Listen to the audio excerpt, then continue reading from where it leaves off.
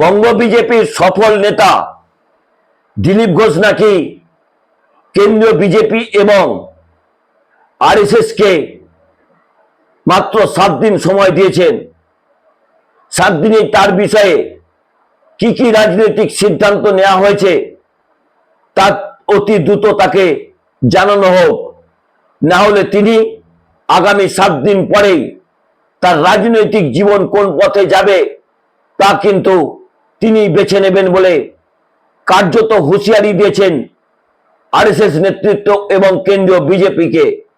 কারণ গত কয়েকদিন ধরে যেভাবে রাজনৈতিকভাবে দিলীপ ঘোষকে খেলানো হচ্ছে তা কোনো মতেই ভালো চোখে নিচ্ছেন না স্বয়ং দিলীপ ঘোষ থেকে শুরু করে দিলীপ অনুগামীরা।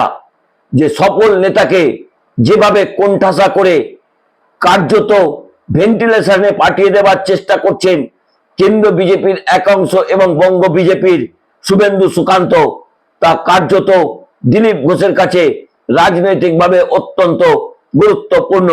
সেই জায়গাতেই কেন্দ্রীয় বিজেপির কাছে 7 দিনের সময়সীমা বেঁধে দিলেন দিলীপ ঘোষ।